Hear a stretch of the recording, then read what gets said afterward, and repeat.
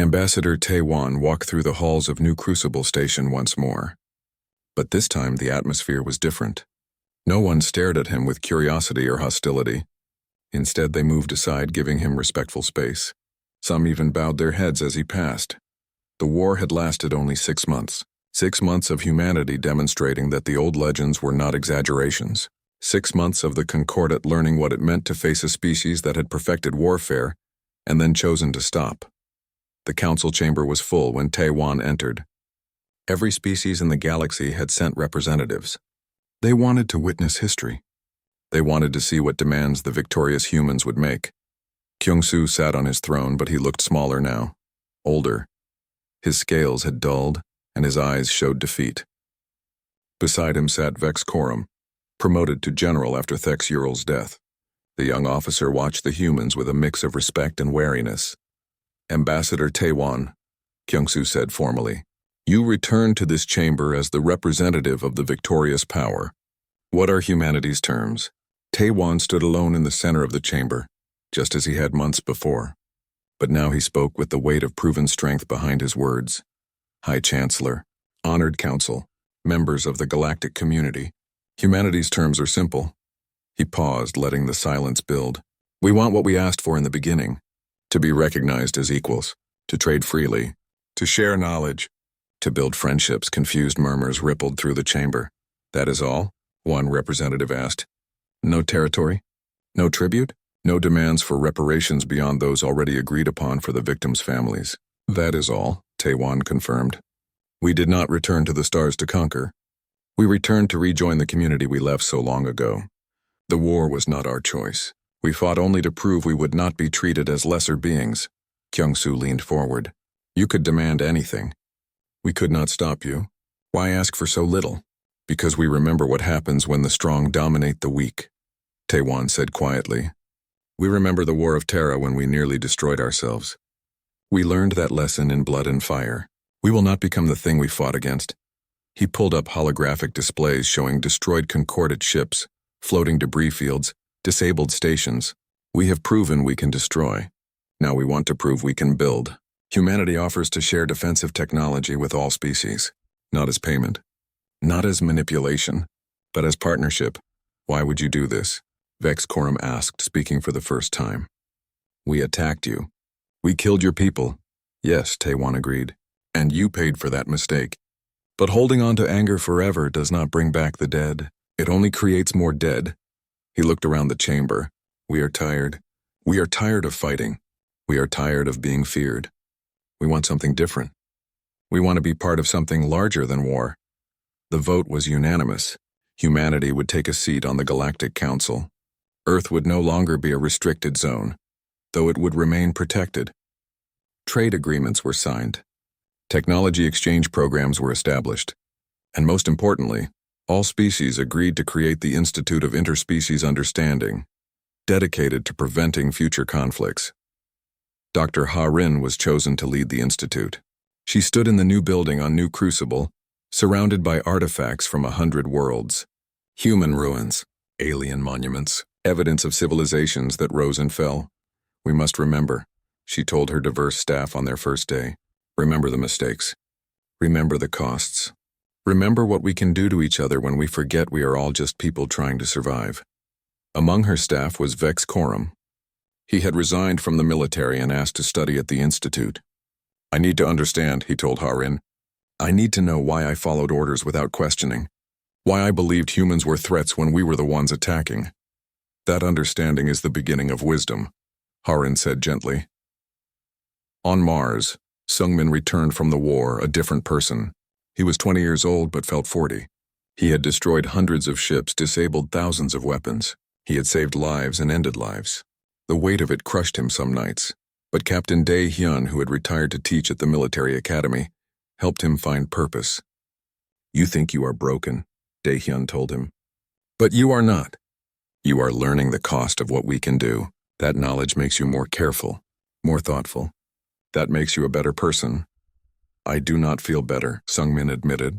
I feel guilty. Good, Dae-hyun said.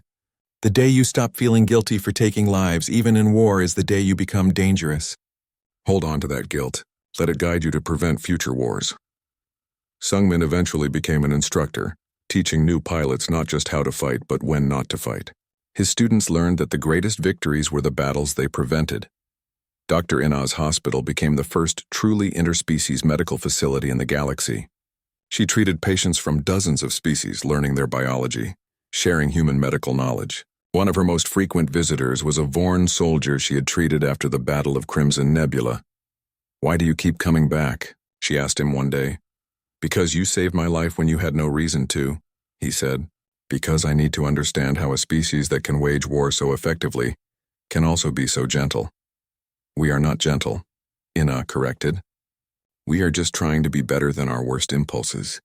Some days we succeed, some days we do not."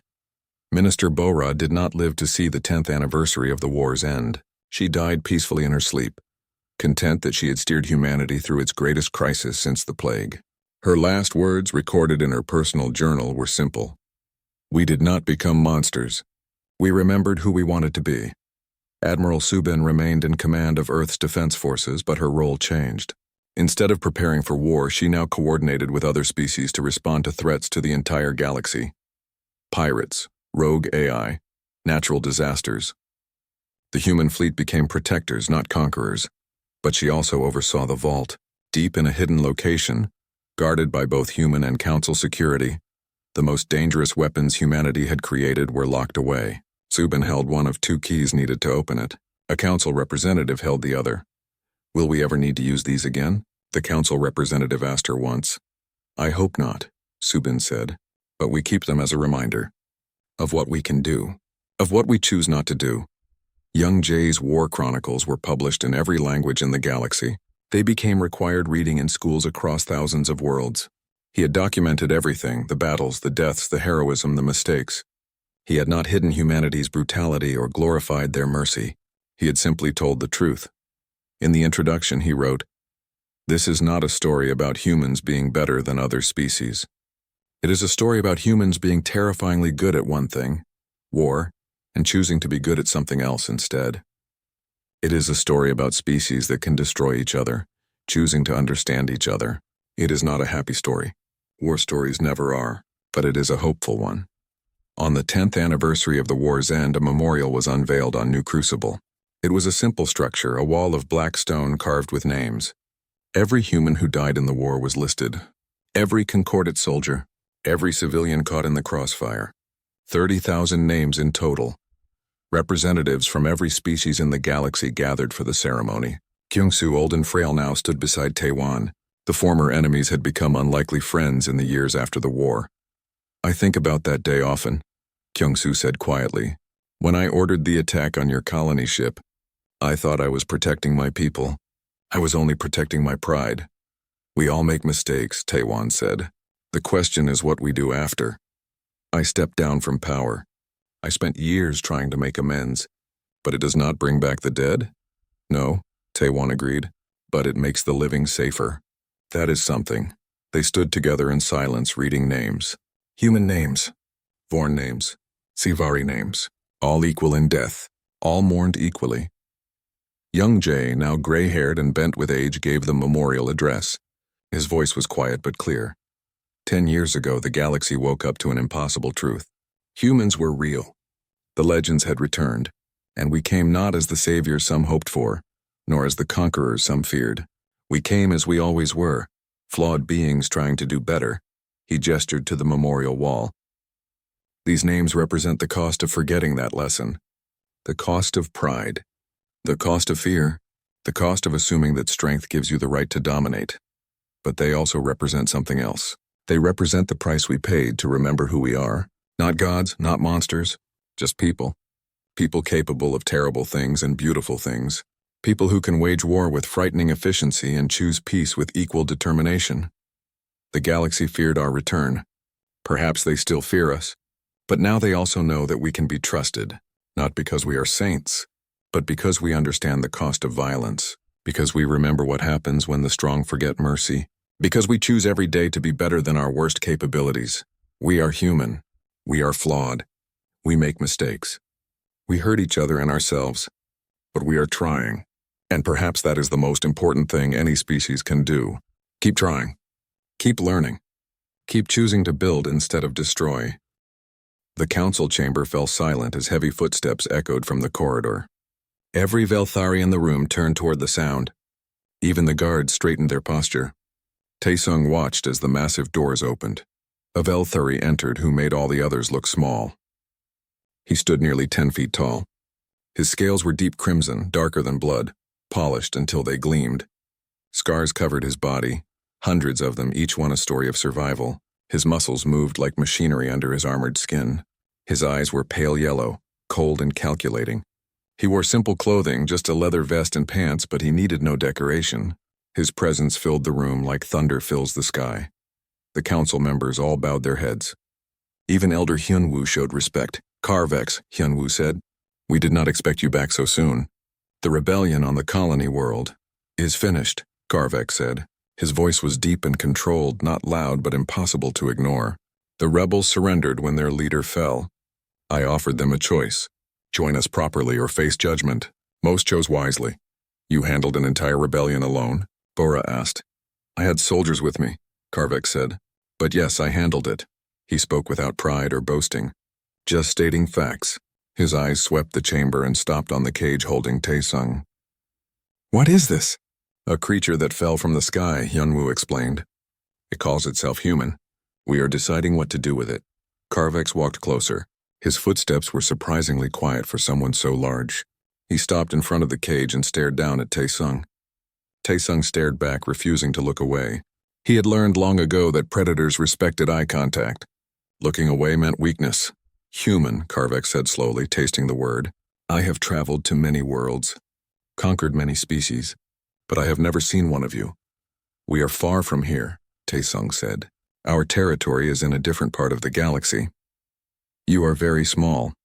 It was not said as an insult, just an observation. "Compared to Velthari, yes. But size is not everything." One of the council members laughed. "Listen to it. The tiny creature lectures us about strength." Carvex did not laugh. He continued studying Taesung with those cold eyes. "You are afraid. I can see it in the way you hold yourself. But you do not beg. You do not cry. Most creatures, when they see me for the first time, cannot control their fear. You control yours." He tilted his head. "Interesting." "I am a diplomat," Taesung said. "Fear is natural, but giving in to fear accomplishes nothing." "Wise words," Bora said from her seat. "Perhaps this human has more value than we thought." "Value?" Jamin stepped forward. "What value can such a weak thing provide?" "It cannot fight. It cannot hunt. It would die in minutes against our weakest predators." Carvex raised a hand and Jamin immediately went silent. The champion's authority was absolute. There are many kinds of strength. On the rebellion world, I met a species that could barely lift their own weight. But their minds were sharp. They created traps, strategies, weapons that multiplied their power. I respected them more than I respected the strong species who only knew how to charge forward. He looked at the council. "Before we judge this human, we should test what kind of strength it possesses. You want to test it?" Hyunwoo leaned forward. "How?" "Put it in the Nightfang Preserve. 3 days. If it survives, it has proven worthy of our attention. If it dies, then it was too weak to matter." Taesung felt his stomach tighten. He did not know what the Nightfang Preserve was, but it sounded dangerous. "The preserve?" Jamin looked surprised. "That is where we test young warriors. Many of them die there. This soft creature will not last 3 hours. Then the test will be short," Carvex said simply. "But if it survives, you will all owe it respect." He looked directly at Jamin. "All of you." The council conferred quietly among themselves. Finally, Hyunwoo nodded. "Very well. The human will be taken to the Nightfang Preserve at dawn. We will broadcast the trial. Let all of Velthar watch and see what this strange creature can do." Guards came and took Taesung's cage. They carried him through the building to a holding area. They gave him water and something that might have been food. It tasted terrible, but Taesung ate it anyway. He needed energy. Through a window he could see the city. Lights glowed in the darkness. In the center, the great arena blazed with illumination. He could hear roars and cheers from inside. The Velthari were watching some kind of fight. This was a culture obsessed with combat, with proving strength through violence. But Carvex had given him a chance. Why? The champion clearly saw something in Tai Sung that the others missed. Or maybe he just enjoyed watching creatures struggle to survive. Either way, Tai Sung had a test to pass. A guard appeared at his cage. This one was younger than the others with fewer scars. Human, the guard said quietly. I heard what Carvex said. The Nightfang Preserve is very dangerous. Shadow stalkers hunt there. They are pack predators. They can become invisible. They move like smoke and strike like lightning. Many brave Velthari have died to them. Why are you telling me this? Taesung asked. The guard shrugged. Because Carvex believes you might survive. And I have never known Carvex to be wrong about such things. If you do survive, remember that not all Velthari laughed at you. The guard left. Taesung sat in his cage and thought about what was coming. Invisible predators, pack hunters. 3 days. He had no weapons except his mind. But humans had survived worse. His ancestors had faced lions and tigers with nothing but rocks and sticks. They had survived ice ages and droughts and plagues. Survival was built into human DNA.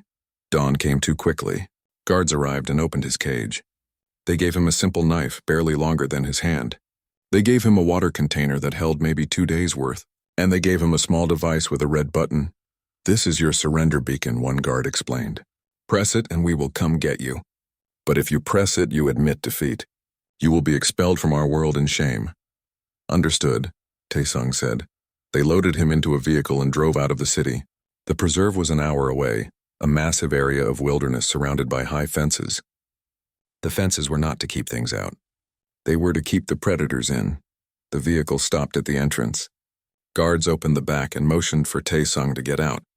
Beyond the fence he could see dense forest, rocky hills, and shadows that moved in ways shadows should not move. Any advice? Taesung asked. One guard almost smiled. Stay alive. They opened the gate. Taesung walked through. The gate closed behind him with a final clang. He was alone in the preserve.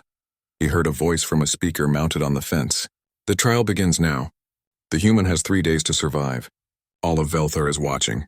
Show us what you can do, little human. Cameras. Of course there were cameras. They were broadcasting this. Millions of Velthari were probably watching, waiting for him to die in some horrible way. Entertainment. Taesung pushed the thought aside and focused. First priority, water. He had enough for 2 days, but finding more would be smart. Second priority, shelter. He needed somewhere to rest safely, somewhere he could defend. Third priority, understand the predators. He moved carefully into the forest. Every step was deliberate. He watched the ground for tracks. He listened for sounds. He smelled the air. His survival instructors on Earth had taught him well. Treat every environment like it wants to kill you because it probably does. He found a stream within an hour. The water looked clear. He tested it carefully, taking a tiny sip and waiting to see if he got sick. When nothing happened, he refilled his container. Good. One problem solved. For shelter, he found a cluster of large rocks that formed a natural alcove. Not perfect, but defensible. He could put his back to the stone and watch the approach. He gathered dry wood and prepared a fire pit. Fire was humanity's oldest tool. It gave light, warmth, and most predators feared it. As the sun began to set, Taesung lit his fire. The flames danced and crackled. He sat with his back to the rocks, knife in hand, and waited. That was when he saw them. Shadows moved between the trees. At first he thought his eyes were playing tricks. But no, the shadows were real. They were alive. One moment he saw nothing. The next a vague outline appeared, like heat shimmer, like water rippling. Shadow stalkers. There were at least 5 of them. They circled his position, staying just beyond the firelight. He caught glimpses of shapes, 4 legs, long bodies, heads with too many teeth. They moved without sound, flowing from shadow to shadow like smoke. They were testing him, seeing if he would panic, seeing if he would run. Taesung did not run. He sat very still and watched them back. He noticed patterns. They always stayed in shadows. The firelight hurt them, or at least they avoided it. They moved as a pack, coordinating their positions. When one moved left, another moved right. Classic pack tactics. Hours passed. The shadow stalkers prowled but did not attack. They were being patient, waiting for him to sleep probably, or for the fire to die. Taesung fed the fire and stayed awake. He could sleep during the day when the stalkers would be less active. Night belonged to predators. He would not give them an easy target. Morning came slowly. As light filled the forest, the shadow stalkers melted away into deeper darkness. Taesung finally allowed himself to rest. He slept for a few hours, always keeping one hand on his knife. When he woke, he explored the area around his shelter. The third day dawned bright and hot. Taesung had survived 2 nights in the Nightfang Preserve. His traps had held. The shadow stalkers had grown cautious, watching from a distance but not attacking. He allowed himself a moment of hope. Just one more day. Then the test would be over. That was when the ground began to shake. At first, Taesung thought it was his imagination, exhaustion playing tricks. But no, the tremors were real. Small at first, then growing stronger. Rocks tumbled from the hills. Trees swayed. Birds exploded from the forest in panic. Something was very wrong. The earthquake hit like a hammer. The ground split. Taesung fell as the world lurched sideways. His shelter collapsed. The rocks he had carefully positioned came crashing down. He rolled away just in time, covering his head as debris flew past. The shaking lasted for 30 seconds that felt like forever. When it finally stopped, Taesung pushed himself to his feet. The forest looked different. Trees had fallen. New cracks split the earth. In the distance, a column of smoke or steam rose into the sky. Then he heard the roar. It came from deep underground, echoing up through the cracks. A sound that made his bones vibrate. A sound that spoke of something massive, something ancient, something that should have stayed asleep. From the speakers on the fence, a voice crackled with static and urgency. All personnel evacuate the preserve immediately. Repeat, evacuate immediately. Seismic activity has awakened a Titan Ripper. I repeat, a Titan Ripper is active. Taesung did not know what a Titan Ripper was, but the fear in that voice told him everything he needed to know. He grabbed his knife and his water container and started running toward the fence. The test did not matter anymore. Survival did. In the city, in the council chamber, alarms blared. Guards rushed to their posts. Elder Hyunwoo stood at a viewing screen, watching the preserve through camera feeds. How did this happen? He demanded. The earthquake triggered ancient tunnels beneath the preserve, a technician explained. We sealed those tunnels decades ago when we built the preserve. But the seismic activity broke the seals. The Titan Ripper was hibernating down there. Now it is awake and angry. Send troops immediately.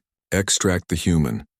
We are trying, Elder, but the preserve's automated defenses locked down during the earthquake. It will take time to override them. Bora stepped forward. How long? 20 minutes. Maybe less. That creature will be dead in 5, Jamin said. He did not sound happy about it. Despite his earlier mockery, he had watched the human survive 2 nights. Part of him had begun to respect that. Where is Carvex?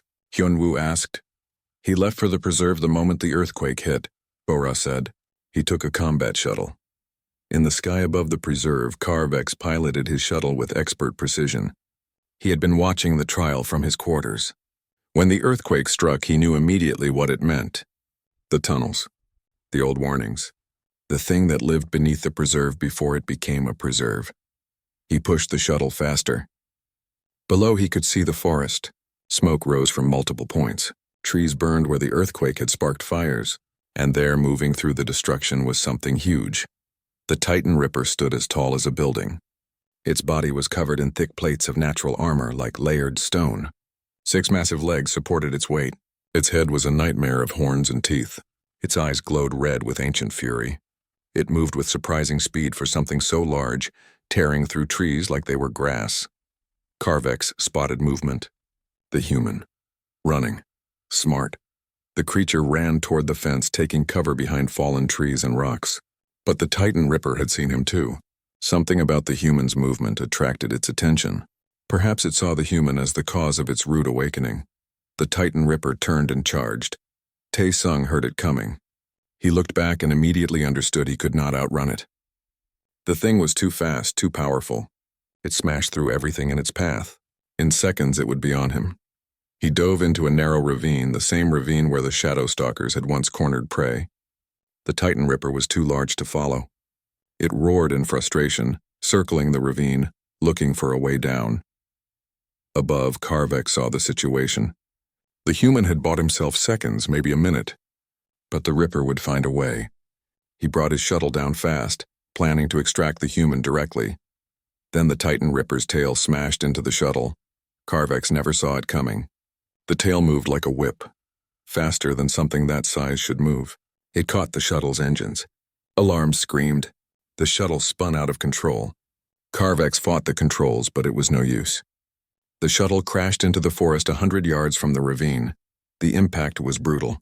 Carvex, despite his size and strength, was thrown against his restraints hard enough to crack ribs. The shuttle crumpled around him. Pain shot through his left leg. He looked down and saw metal pinning it, broken, trapped. He tried to move the wreckage. His strength, normally enough to lift incredible weight, was not enough. The angle was wrong. The metal had twisted in ways that locked it tight. He pulled out his communicator. Smashed. The crash had destroyed it. For the first time in his life, Carvex, the undefeated champion, was helpless. The Titan Ripper heard the crash. It turned away from the ravine and headed toward the shuttle. Fresh prey, easier prey. In the ravine, Tae-sung heard the crash too. He climbed to the edge and looked out. He saw the broken shuttle. He saw the Titan Ripper changing direction. And he understood someone had come to help him. Someone was now in danger because of him. He could run. The Titan Ripper was distracted. He could reach the fence, press his surrender beacon, and be saved. It was the smart choice. The logical choice. Tae-sung looked at the beacon on his belt. Then he looked at the crashed shuttle, at the massive creature heading toward it, at the person inside who had tried to save him. He put the beacon back on his belt without pressing it. Instead, he grabbed a burning branch from a nearby fire, climbed out of the ravine, and started running toward the shuttle. Not away from danger. Toward it, Carvex heard footsteps. Small footsteps. He turned his head and saw something impossible. The human, running toward him, toward the Titan Ripper. The small creature should have fled, should have saved itself. Instead, it came to help. No, Carvex said, though the human could not hear him through the broken shuttle. Run, save yourself. But Tae-sung did not run. He reached the shuttle and climbed through the broken canopy. Up close, he saw Carvex for the first time without bars or distance between them. He saw the great warrior trapped, bleeding, vulnerable. Can you move? Tae-sung asked. His translator worked. My leg is pinned, Carvex said. You cannot lift this. Even I cannot lift this from this angle. Leave, the Ripper comes. Save yourself. Not happening, Tae-sung said. He looked at the wreckage. Carvex was right. He could not lift it with strength. But maybe he did not need to lift it. Maybe he needed to move it differently. He found a long piece of metal still intact. He wedged one end under the wreckage, pinning Carvex's leg. Then he found a rock to use as a fulcrum. Basic physics. A lever. The same principle humans had used for thousands of years. When I push down, pull your leg free, Tae-sung said. It will not work. The weight is too much. It will work. Trust me. Carvex looked at the human. This tiny creature who should have fled but stayed. Who showed courage that most warriors would not. I trust you. Tae-sung put all his weight on the lever. For a moment, nothing happened. Then slowly, the wreckage shifted. Just an inch, but an inch was enough. Carvex pulled his leg free. Pain exploded through him, but he was loose. He grabbed the sides of the shuttle and hauled himself up despite the agony. The Titan Ripper arrived. It loomed over the shuttle, blotting out the sun. Its mouth opened, showing rows of teeth like swords. It prepared to crush them both. Run, Carvex said. I will delay it. You run. Together, Tae-sung said. We run together or we die together. Before Carvex could argue, Tae-sung threw his burning branch at the Titan Ripper's face. The fire struck its eyes. The creature roared and pulled back, shaking its head. It was not hurt, but it was annoyed, distracted. Move! Tae-sung grabbed Carvex's arm and pulled. The massive warrior let the tiny human guide him. They stumbled away from the shuttle. Carvex could barely walk on his injured leg, but Tae-sung supported him as much as he could, taking as much weight as his small frame allowed. The Titan Ripper recovered quickly. It turned back toward them. They would never outrun it, not with Carvex injured. There, Tae-sung pointed. During his days in the preserve, he had explored. He had seen things, including an unstable cliff face weakened by erosion. That cliff. We need to get the Ripper under it. How? I make noise. Draw it there. You hit the cliff supports. Bring it down. You will be crushed. I will be fast. There was no time to argue. The Titan Ripper charged. Tae-sung ran toward the cliff, waving his arms, shouting. The Ripper, enraged by the stinging fire and these annoying small creatures, followed. Its footsteps shook the earth. Carvex, despite his pain, moved to the cliff's support pillars, natural stone columns that held up the overhang. He gathered his strength. His ribs protested. His legs screamed. But he was Carvex. He was the champion. Pain was temporary. Honor was forever.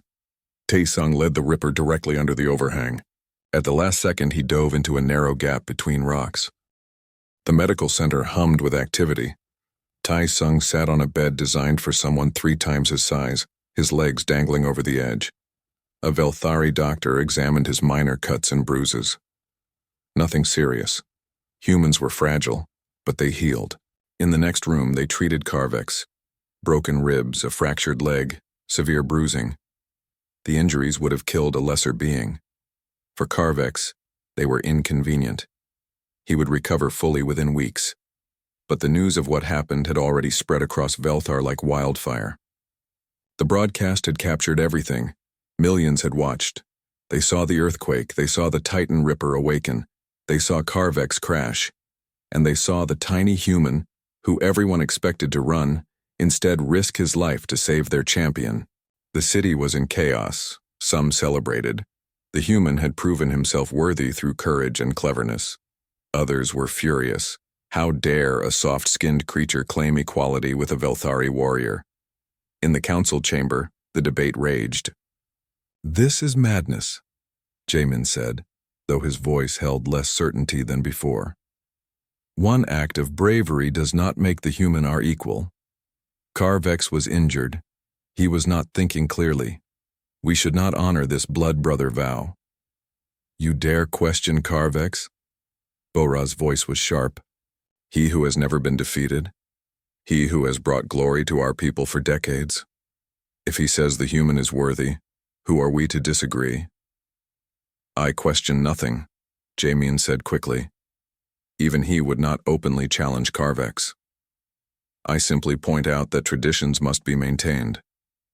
We are Velthari. We are warriors. We have built our civilization on strength. If we start accepting weakness, we lose what makes us great." Elder Hyunwoo raised a hand for silence.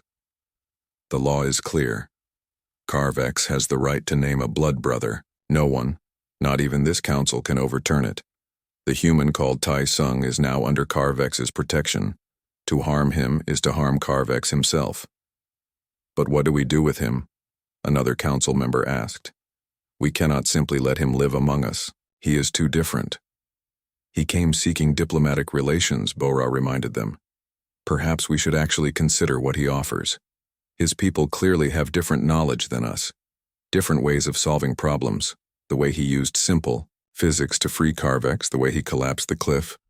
These show intelligence of a high order." "Intelligence?" Jaemin scoffed.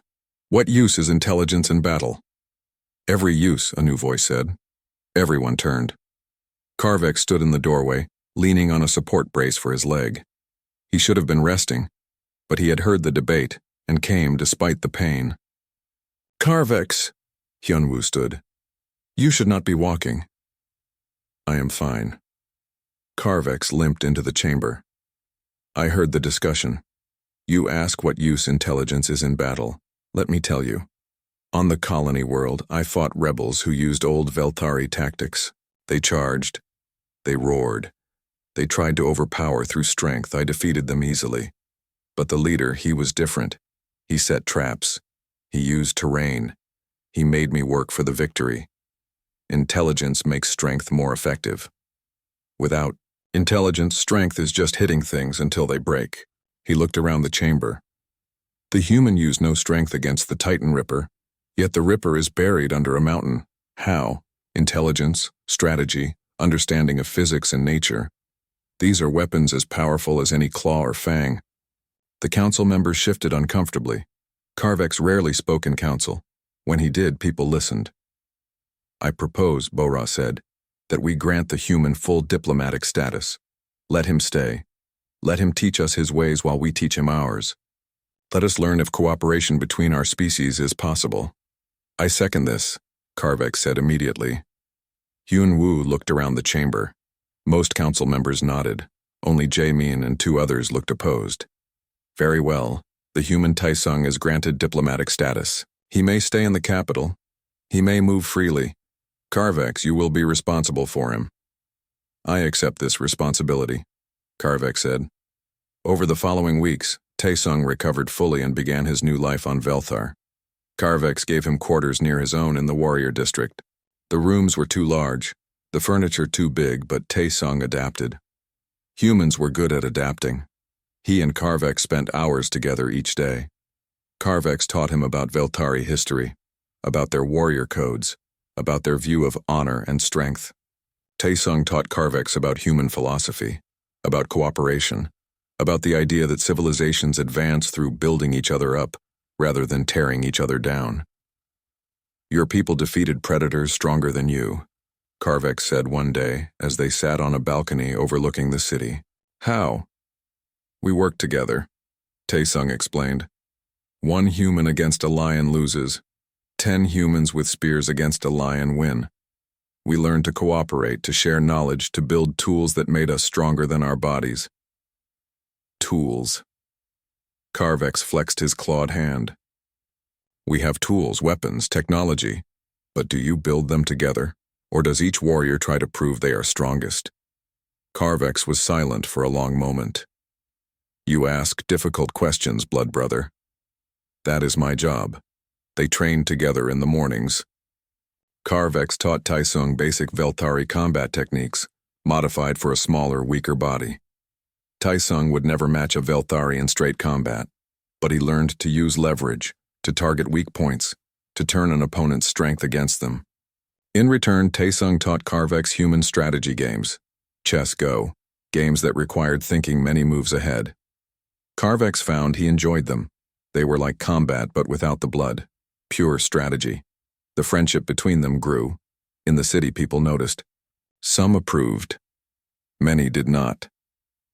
A group formed, led by a high-ranking warrior named Dong Hyun. He had always been Carvex's rival, though he had never defeated the champion. Dong Hyun gathered others who believed the old ways were best. They called themselves the Pure Warriors. They believed accepting the human was the first step toward destroying Velthari culture. Our people have conquered worlds through strength, Dong Hyun told his followers at a rally in the arena. Hundreds attended. We have built an empire through our claws and our courage. Now we are told to learn from a creature who has neither. This is not progress. This is weakness wearing a friendly face. The crowd cheered. Not everyone, but enough. Word of the Pure Warriors reached Taesung and Carvex. They discussed it over dinner in Carvex's quarters. Dong Hyun has always been ambitious, Carvex said. He wants to be champion. He wants to rule. He cannot defeat me in combat, so he tries to defeat my reputation instead. He sees me as a symbol, Taesung said. If he can remove me, he proves the old ways are correct. He will not remove you. I have declared you blood brother. He knows what that means. But Dong Hyun was clever. He did not attack Taesung directly. Instead, he spread rumors. He told stories that twisted the truth. Yes, the human saved Carvex, but only because Carvex was injured, saving the human first. Yes, the human collapsed the cliff, but only by hiding while Carvex did the hard work. Yes, the human speaks of cooperation, but really he wants to make Velthari soft, so his own people can conquer them later. The rumors spread. People began to doubt. Even some who had celebrated Taesung began to wonder. Then Bora came to see Taesung with an unusual request. The war with the Krill continues poorly, she said. They were in a council meeting room. Bora had invited Taesung to discuss strategy. For months our fleets have fought them.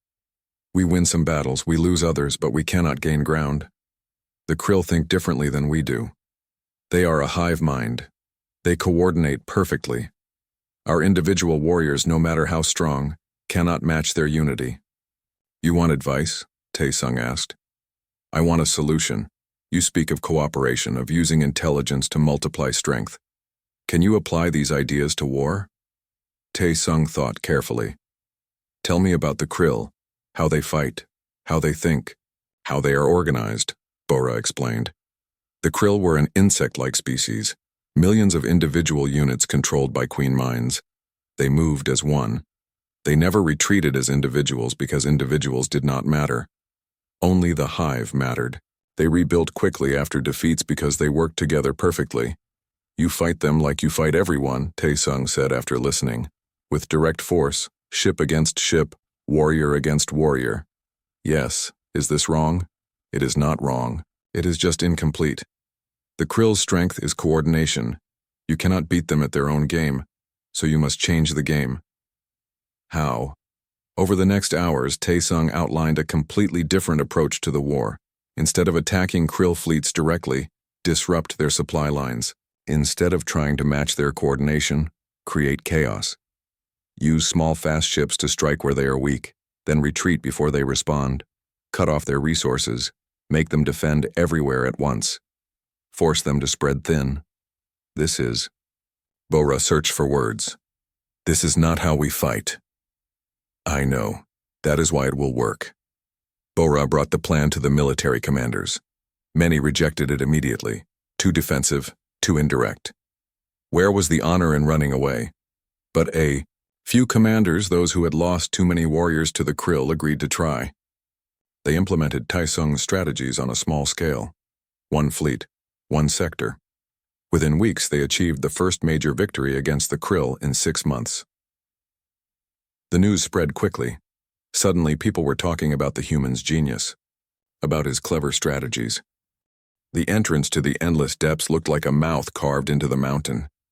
Ancient stone teeth framed the opening. Warning symbols covered the walls written in old Veltari script.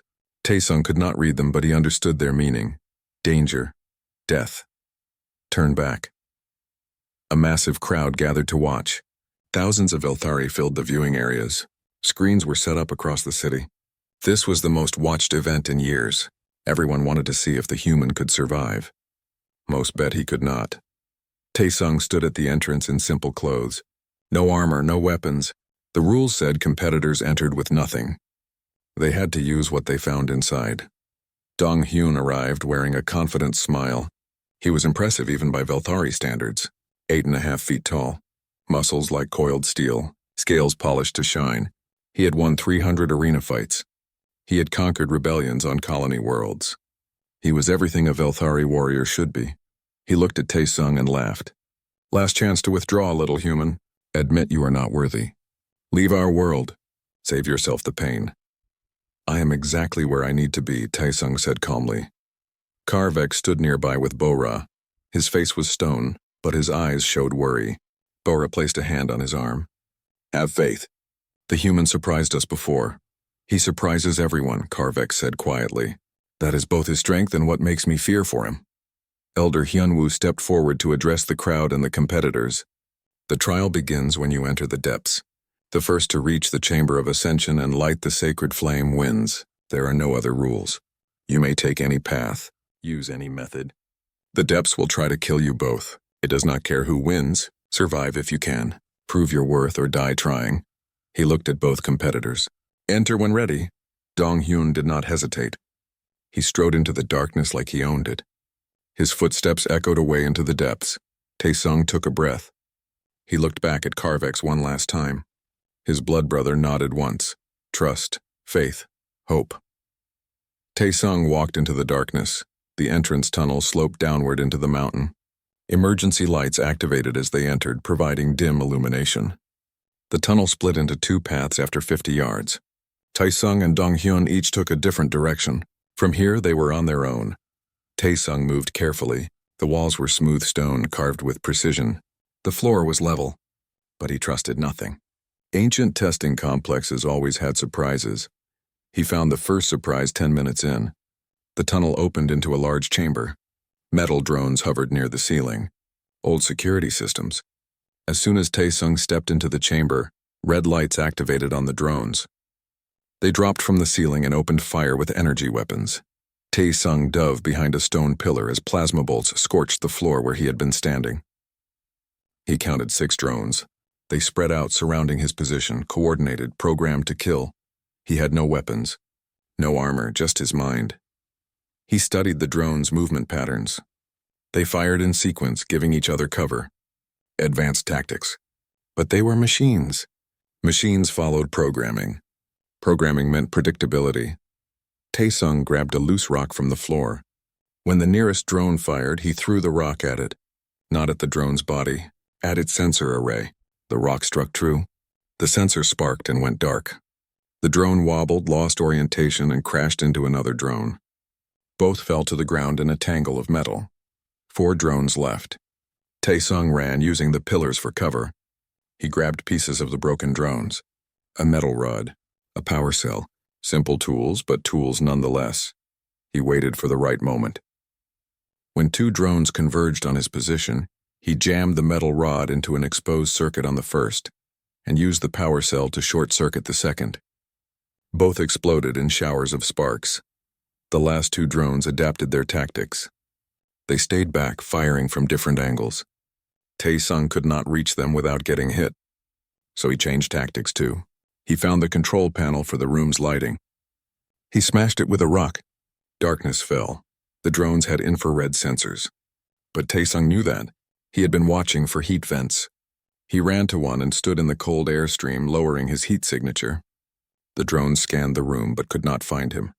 He climbed the wall using small handholds in the stone.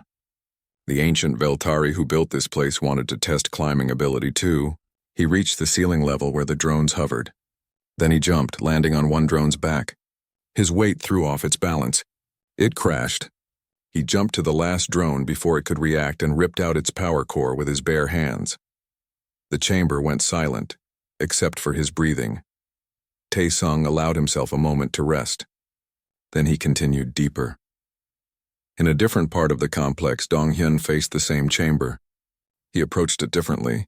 When the drones attacked, he roared and charged. His claws ripped through metal. His strength crushed machines. He took hits, plasma burns on his arms and chest, but he ignored the pain. Pure aggression. Pure power. In under 2 minutes, all 6 drones were destroyed. Dong-hyun stood among the wreckage, breathing hard, bleeding, but victorious. He laughed. Is that all? The human will die before he reaches the second chamber. But he did not know Taesung had passed through the first chamber uninjured. Both competitors continued deeper. The complex presented different challenges to each based on their chosen paths. Taesung faced a chasm with no visible bridge. He observed the walls and found small holes. Air blew through them on a timed sequence. Old pressure plates. He tossed stones across the chasm, triggering the pressure plates. Platforms extended from the walls, forming a temporary bridge. He timed his crossing perfectly. Dong-hyun reached a similar chasm but chose a different solution. He found broken metal from another old defense system. He bent it into a crude grappling hook and threw it across, securing it, then climbed hand over hand. His superior strength made it possible. Different methods, both worked. The third challenge was psychological. Both competitors entered separate chambers filled with mirrors and holograms. The complex scanned their minds and projected their deepest fears.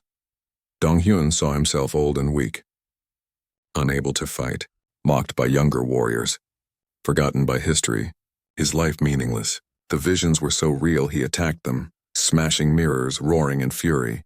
He nearly broke down but forced himself to continue through rage and willpower. Taesung saw Earth burning, humanity destroyed because he failed to make peace with the Velthari, his friends dead, his family gone, everything lost because he was not strong enough, not smart enough, not good enough.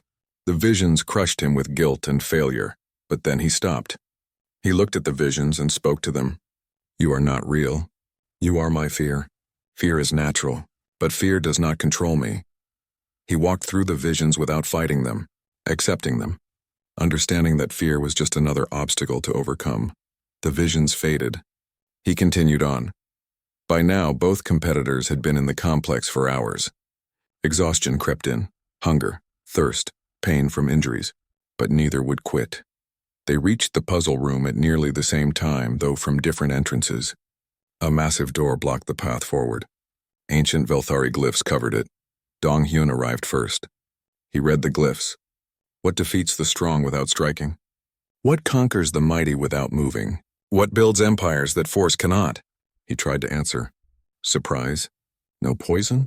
No. He grew frustrated and tried to smash the door. It would not break. He struck it again and again until his fists bled. The door remained perfect. Tai-sung arrived while Dong-hyun was still trying to break through. The Vilthari warrior spun around, claws ready, but the rules of the trial prevented direct combat until the final chamber. They could not attack each other here. Cannot solve it? Tai-sung asked. Be silent, Dong-hyun snarled. I will break through. You cannot break it. That is the point of the riddle. What do you know? Tai-sung read the glyphs carefully. What defeats the strong without striking? Knowledge. What conquers the mighty without moving? Wisdom. What builds empires that force cannot? Ideas. He traced specific glyphs in sequence. Knowledge, wisdom, ideas. The door glowed and slowly opened. Dong-hyun stared. How did you?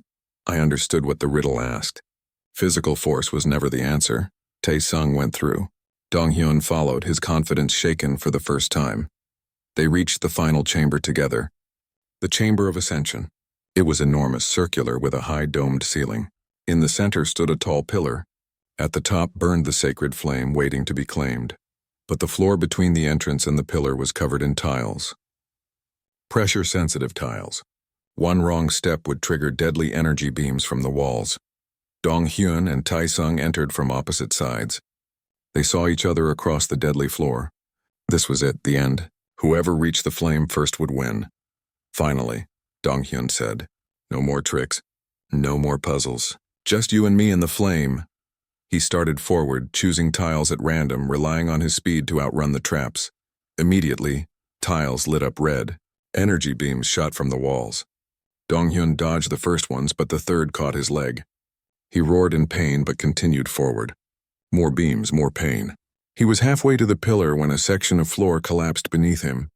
He caught the edge with his claws, hanging over darkness. Tai-sung could have run for the pillar then.